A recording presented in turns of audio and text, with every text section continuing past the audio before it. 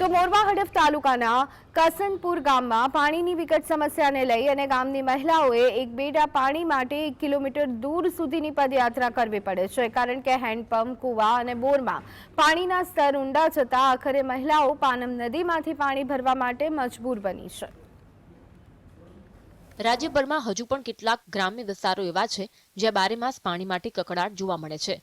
પંચમહાલ જિલ્લાના મોરવા હડફ તાલુકાના આશરે 3300 ઉપરાંતની વસ્તી ધરાવતા કસનપુર ગામમાં પાણીની વિકટ સમસ્યા ઊભી થઈ છે।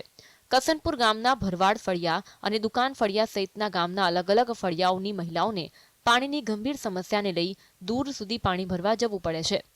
પાણીની તકલીફ છે। 1 કિલોમીટર અમારે પાનમ નદીમાં પાણી લેવા જવું પડે છે। અમારે વાડકે વાડકે ભરવું પડે છે। અમારે બહુ તકલીફ છે। અમારા કસનપુર ગામમાં 10-15 અમારે હેરપંપ છે અમારા ફરિયાની અંદર, પણ પાણી બિલકુલ આવતું નહીં, તો અમારે નદીની અંદર જવું પડે છે। વર્ષોથી આવું ચાલી રહ્યું છે, કોઈ પાણીની સગવડ કરતા નથી સાહેબ। પાનમ નદીમાંથી પાણી લાવીએ છીએ 1 કિલોમીટર દૂર, વેરી ખડીને વાડકે વાડકે પાણી ભરીને લાવીએ છીએ, એટલે અમારા સમાજમાં કોઈ કન્યા આપવા તૈયાર નથી। જણાવી દઈએ કે ગામમાં હેન્ડપંપ, કૂવા કે બોર જેવી સુવિધાઓ પ્રશાસન તરફથી કરવામાં આવી છે, પરંતુ હેન્ડપંપ અને બોરમાં પાણીનું સ્તર ઊંડું જવાના કારણે તેમાં પાણી આવતું નથી। જ્યારે કૂવાની હાલત જોઈએ તો કૂવાના તળ ઊંડે ઉતરી જવાના કારણે કૂવા પણ સૂકા ભઠ્ઠ જોવા મળે છે, જેને લઈ ગ્રામજનોને ન છૂટકે 1200 થી 1500 રૂપિયા ખર્ચીને પાણીનું ટેન્કર મંગાવવાનો વારો આવ્યો છે। પાણીનો બહુ ત્રાસ છે। ઢોરો બોકડા અને બધાનું પાણી નદીએથી જ લાવવાનું, 1 કિલોમીટર નદીએ જવું પડે પાણી। કદીક અમે નાવા ધોવાનું બધું અમે બધા નદીએ જ નાવા જઈએ, અને પાણી કેટલું ભરે એટલે બીજા નદીએ નહીં આવે, બીજા ઘેર ના આવે, અને પીવાનું તો કુએ જવું પડે। તે કુએ થોડુંક વહેલા ઉઠે તો પાણી મળે, ના વહેલા ઉઠે તો ના પાણી મળે, એવું અમારા કસનપુરમાં હે।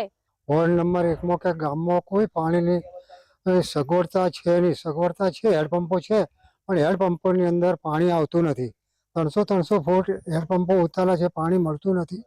પાનમ નદી ઉપર મહિલાઓ પાણી લેવા જાય છે, ને જ્યારે વરસાદ ધોધમાર પડતો હોય ત્યારે અમે ઘરના નેવાનું પાણી ઝીલી ગાળીને પાણીનો ઉપયોગ કરીએ અને પીએ છીએ। જણાવી દઈએ કે વર્ષોથી ગામના લોકો પાણી માટે વલખા મારી રહ્યા છે, તો બીજી તરફ સરકારની મહત્વાકાંક્ષી યોજના જલ સે નલ પણ આ ગામ માટે નિષ્ફળ નીવડી છે। તો બીજી તરફ સ્થાનિક મહિલાઓનું કહેવું છે, ગામમાં પાણીની વિકટ સમસ્યા હોવાના કારણે ગામના છોકરાઓને કોઈ છોકરી આપવા માટે પણ તૈયાર નથી, એટલે કે પાણી નહીં તો લગ્ન નહીં। ઇકબાલ શેખ, GSTV, પંચમહાલ।